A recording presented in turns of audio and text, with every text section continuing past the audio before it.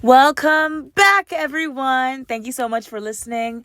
This is The Power is Mine. I'm Zhanae, your host and creator, and welcome to this new episode called Heavy is the Head. So I really wanted to get into this, and y'all, it's taken me a little while to actually record this episode because it's similar to the name of the episode. I've been feeling a bit heavy and weighed down through a few things that I've been handling or dealing with recently because it's like I wanted to talk with you guys today about navigating newfound public recognition. And especially when you're somebody who has already had a strong sense of self for a very long time and you've known who you are, and through your kindness, people have taken it for weakness and kind of not been the nicest to you or not seeing you for your potential.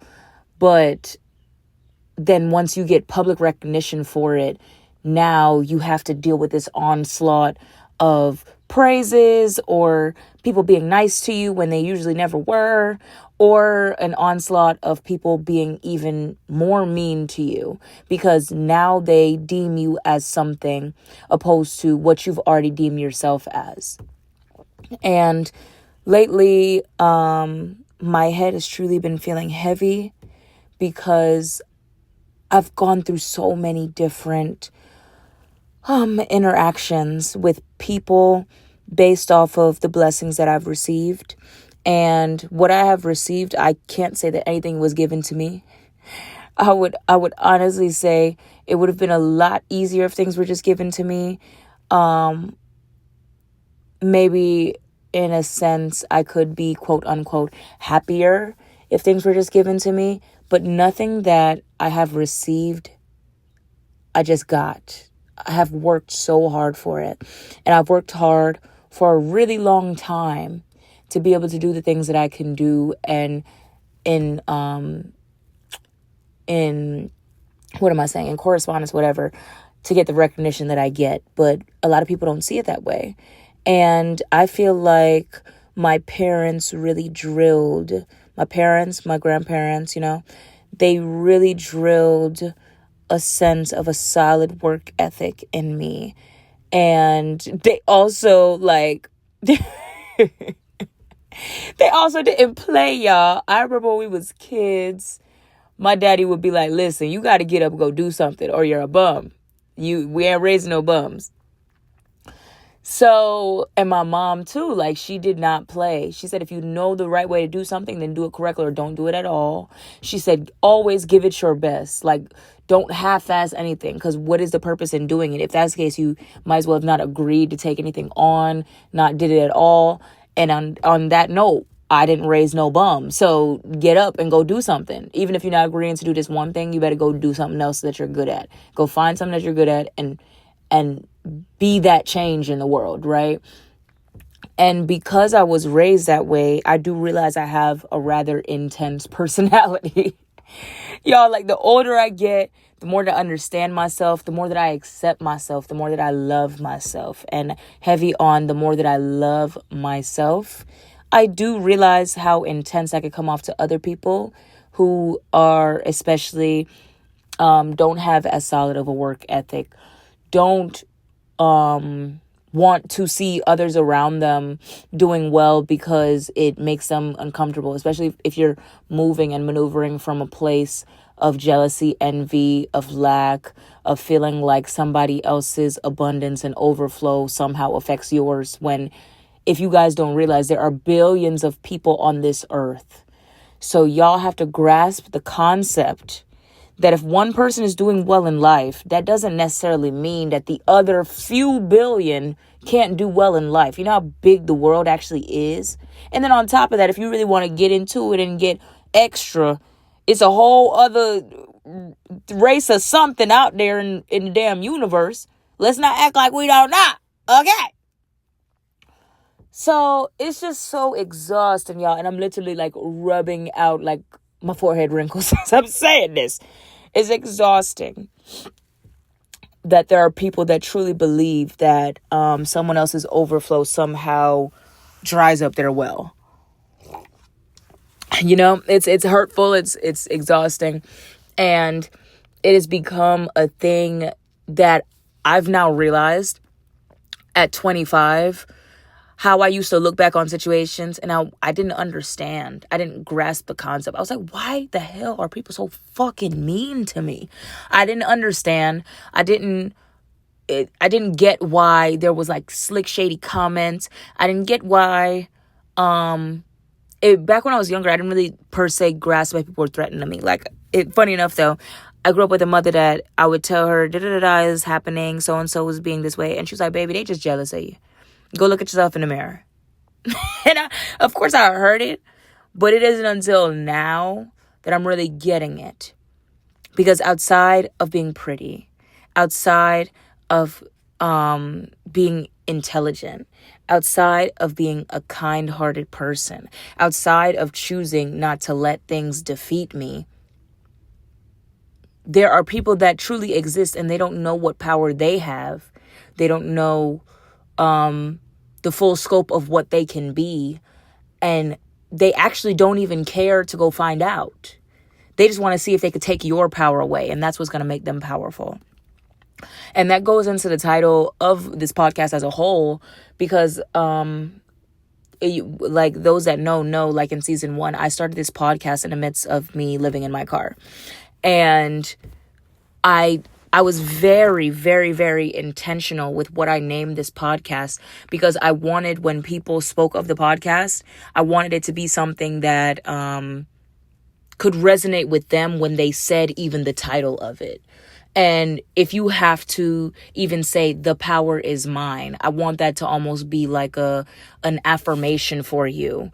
Like in these episodes, there's people out there who are going to think I'm a jackass. There's people out there who are going to think I'm a dummy. I think I'm all that. I'm not as smart as I think I am.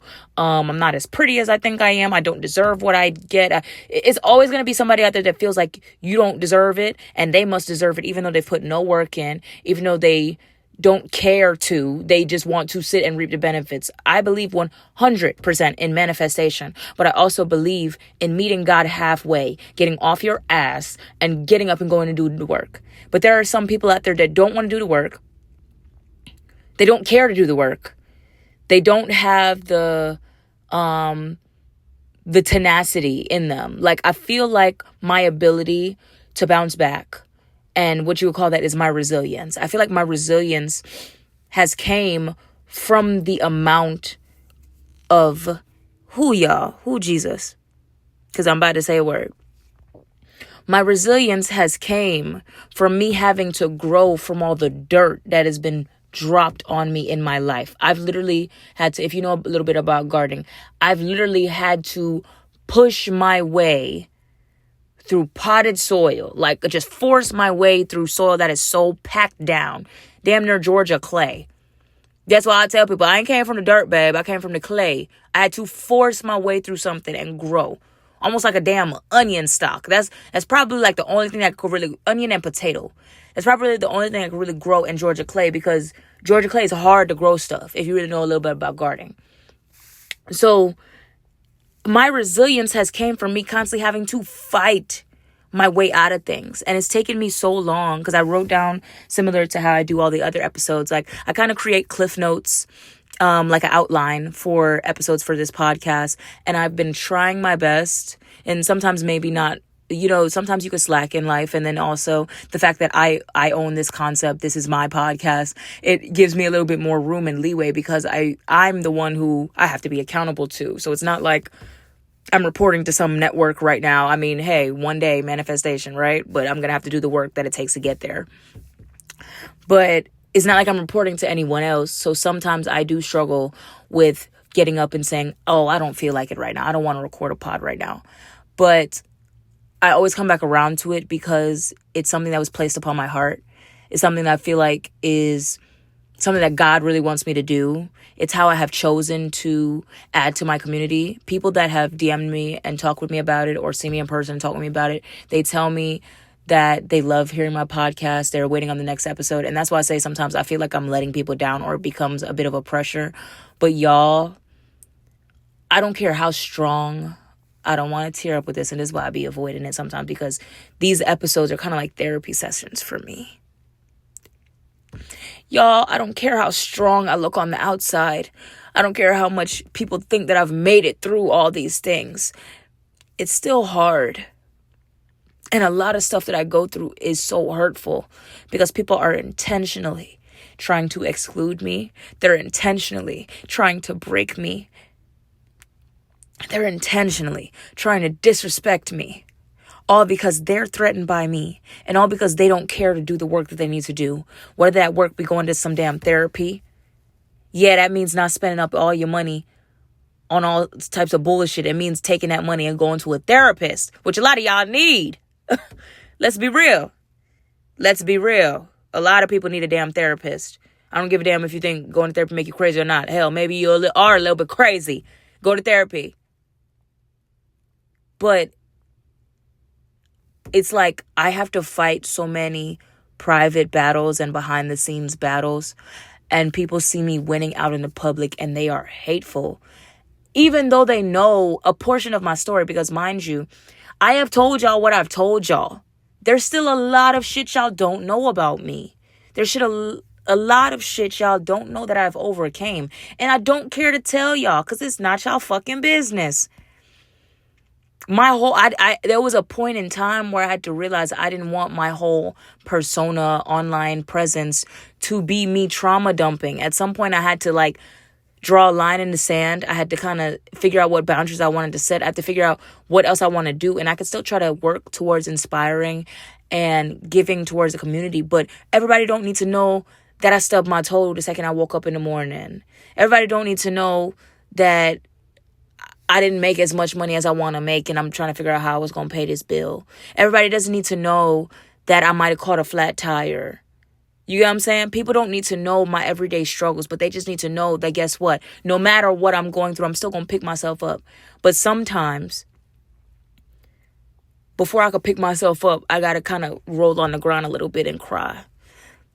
There might be days where I don't want to get out of the bed. You know? There might be times where I'm hurt and I'm offended that people hate me so bad and I've done nothing to them, but it's coming solely from the position of them being threatened by me and them not wanting to do the work. So I acknowledged that a while ago that my purpose on this earth to an extent is to reflect and amplify. I am both a mirror and a microphone.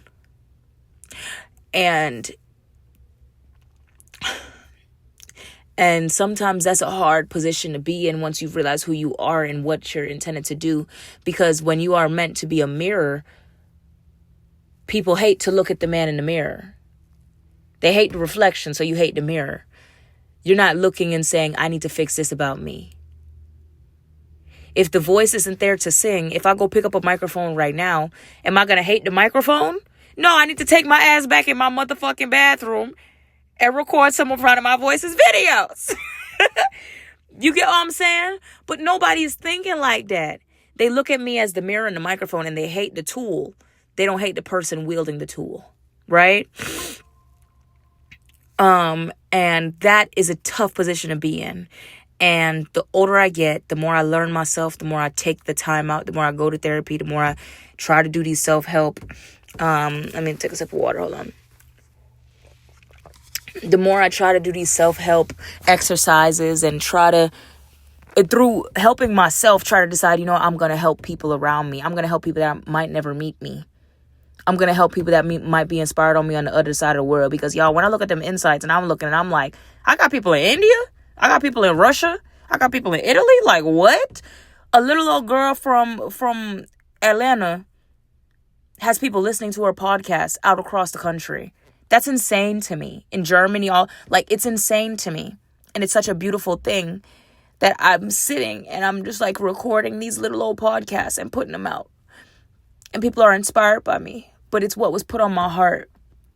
And sometimes I've found myself fighting against it because I am still human. I am still just a girl. And this ain't for people to hear me tearing up or hear me getting a bit emotional and think, oh, she a pussy, because guess what? It never gave that. Ask about me. ask about me, you know?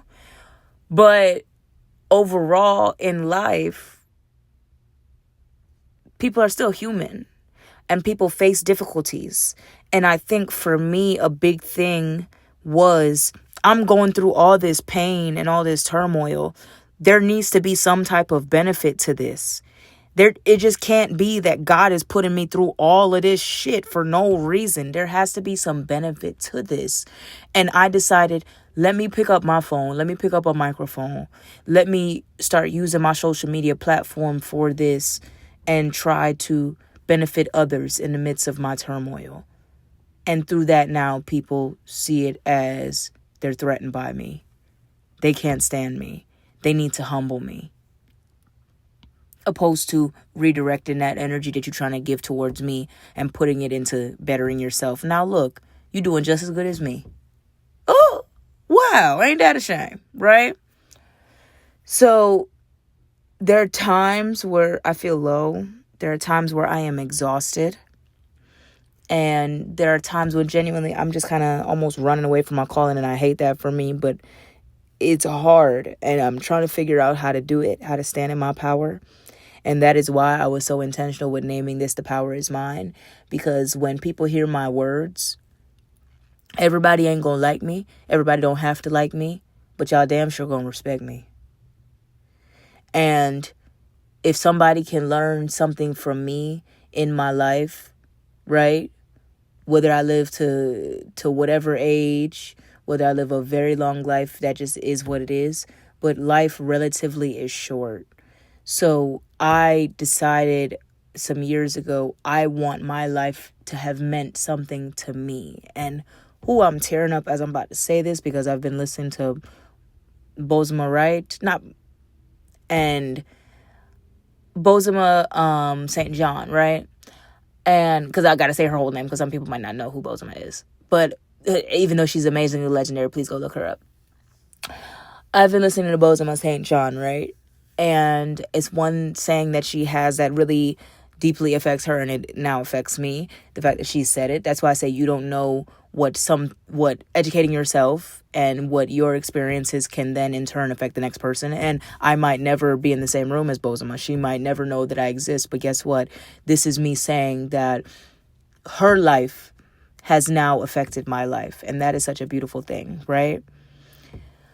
So she said she doesn't want, it's basically a saying that she heard about.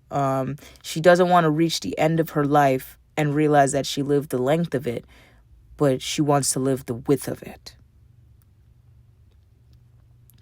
And a long time ago, I decided, however long or short my life is, I want it to mean something, not to y'all. I want it to mean something to me. You know, I want it to mean something to my ancestors. I want it to mean something to my mother, to my father, to my grandmother, to my aunties, to my uncles, you know, like to cousins, and whoever I directly affect on a daily basis, who I meet in person, you know, whoever watched me online. I want my life to go back and mean something to me. And I want to say that I tried my hardest. Even when it wasn't fun, even when I was uncomfortable, even when I was breaking down in tears, even when I wanted to stay under the covers and not get out of the bed, even though it was too hard for me to deal with certain days and certain experiences. And even though people felt as though they were so hateful towards me that they wanted to try to hurt me, that I wanted my life to mean something to me, however short or long it may be. And that is what I set out to do every day. That is how intentional I am behind how I treat people.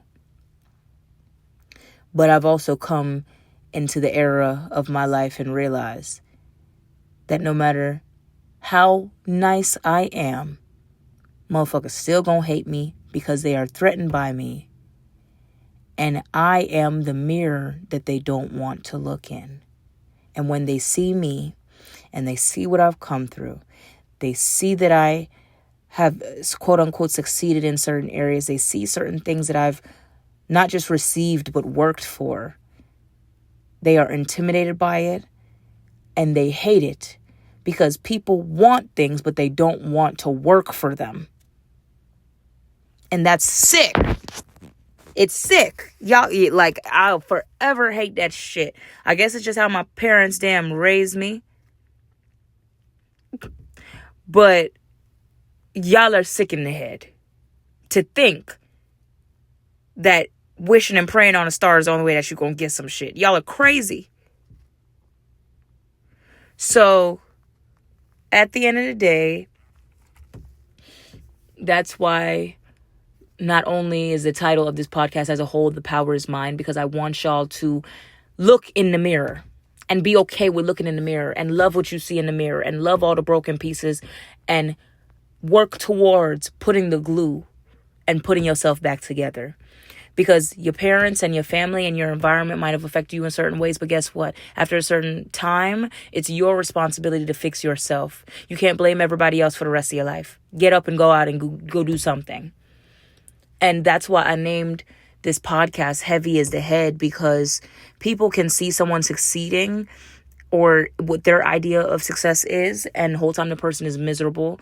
They're so sad and so broken because y'all don't know the price of success.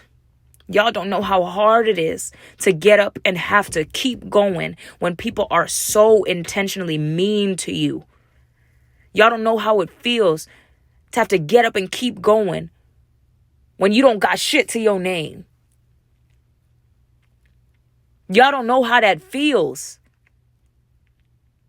to finally be celebrating your success and all people want to do is take it from you.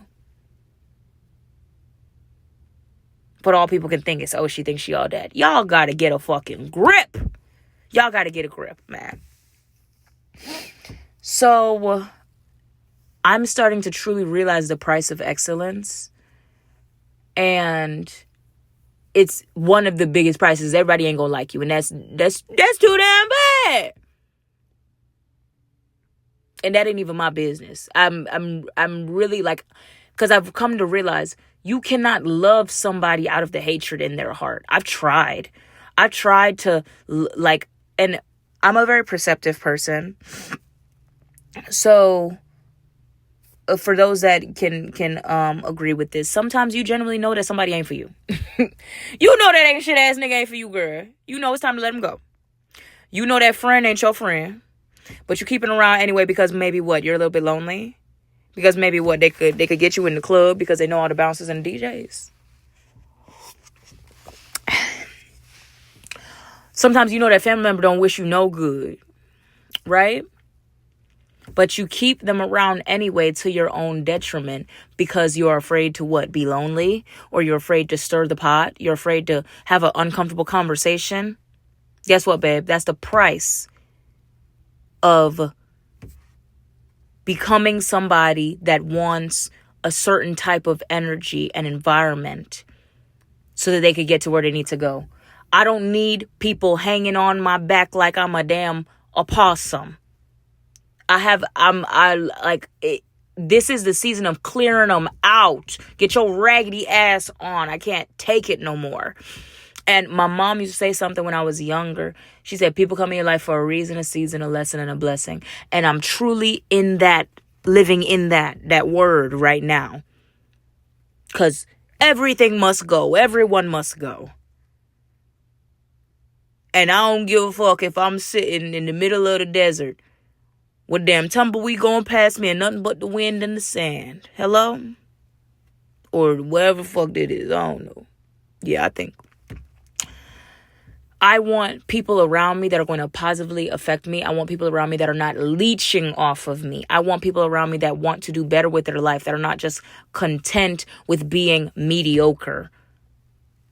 But people are content with being mediocre, and they're mad at you because you're not. And they want to bum off of you because you're not mediocre, and they want the benefits of you not being mediocre while they say mediocre. Ridiculous. And they think that's fucking okay. And that's what a lot of this world is built upon. People making connections and shit like that because they don't want to actually do the work. Because they want to just, you want to big bro your way into riches. You want to girl boss sister group your way into certain things and you don't want to do the work. Y'all, And I've lost so many friendships in me doing better for myself, in me no longer being the girl that was going through all this hell, the girl who needed to ask for a little bit of money for gas, the girl who like was scraping by, the girl who wasn't as glamorous, the girl who was finding her way and finding her beauty routine, you know?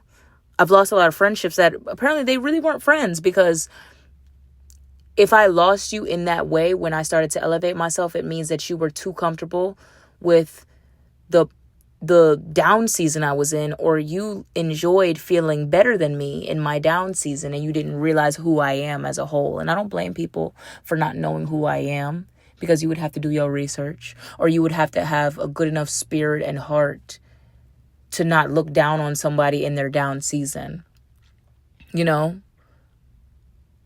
But I will tell you that God will purposefully cloud people's vision so they can't see who you truly are, so that they could show their character to you. And then after they show you their character, that's on you whether you want to keep a bum or a raggedy bitch around. That's on you. That's your fault after that. But I'll tell you this, relationship or friendship, somebody ain't going to keep breaking my heart. I'm not going to keep giving you my heart to break over and over again. I'm not the most fragile. I'm not a porcelain doll, but I'm also not a titanium one either. Treat me with care. I refuse to, in relationship, friendship, or relative situation, let someone keep breaking my heart. After a while, fool me once, shame on you. Fool me twice, shame on me. Fool me 3 times, I'm a damn dummy. I can't keep taking people breaking my heart. And if that means that I have to release people, because I do believe in like a cordial, no longer being friend. Or sometimes, just ghost a motherfucker, because people know exactly what the fuck they be doing. Sometimes you're killing yourself, you're wasting your breath, explaining shit to them, and they know exactly what they did, and they'll do it again. And you wasting your breath on them and just giving them space and room to gaslight you and make you feel like, oh, you're crazy. It isn't that case. It ain't that case. Y'all know these days how many damn friends I've had to ghost, because I just, like, every time I brought something up to speak with them about it, they gaslight me, and I'm just like, it ain't even worth drama no more with this bitch. I just can't talk to her no more. So at the end of the day, yes, I've lost friendships. Yes, I've had to put distance between me and people, because there are people that will be happy for you. There are people that will seem happy for you and they're not genuinely happy for you. And there are people who are your friends and they're comfortable being your friend because they want to feel like they're better than somebody. And I'm telling y'all, this is the price of excellence. And you will be asking yourself, as you're grinding your way to the top, as you're trying to achieve your goals, as you're losing people, you're no longer fitting into environments because you're outgrowing your environment, you're going through all these different things, you'll ask yourself, is it worth it? And you might go through those times of self-sabotage. You might go through those moments of, what do you call it? Imposter syndrome. But I have a friend, love her to pieces.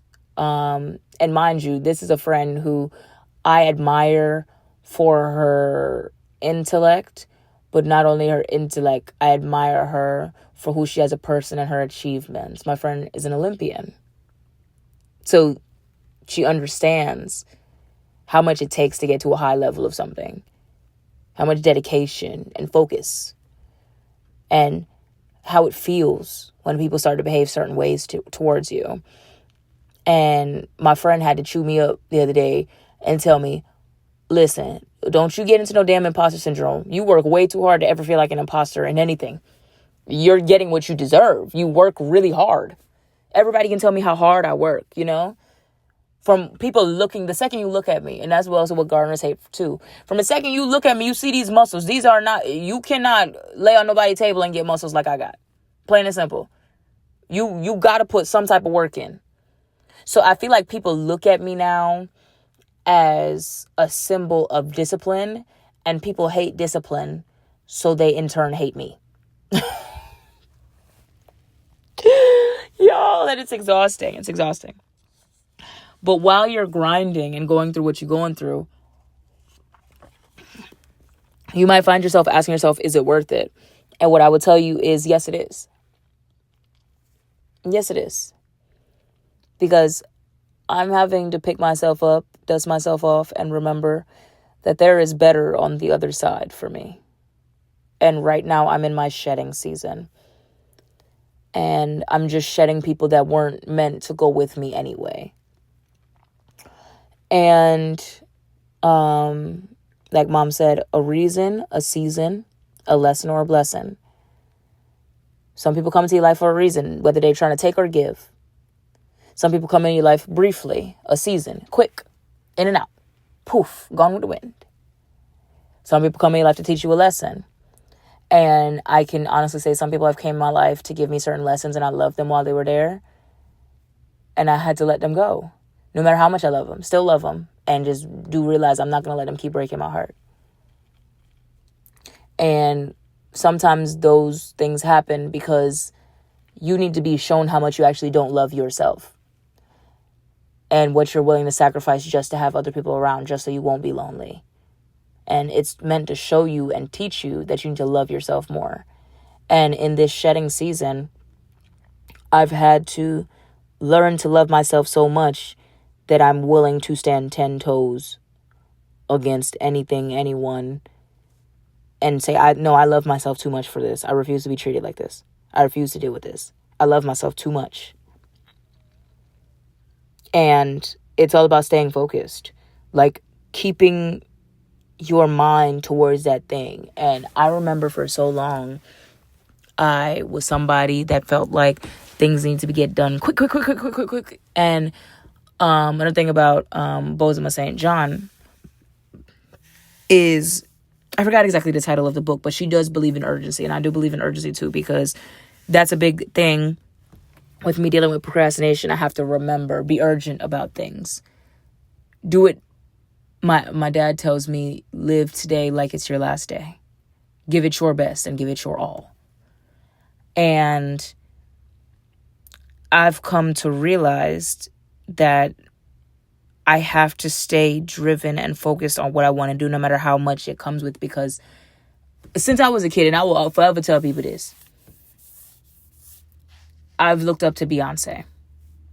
And I feel like that's a definition, whether you like her, love her, hate her, whatever, that's your business. That is a definition of somebody who decided they were going to live in what they wanted to do from being a child. And look at the heights and levels that she's reached.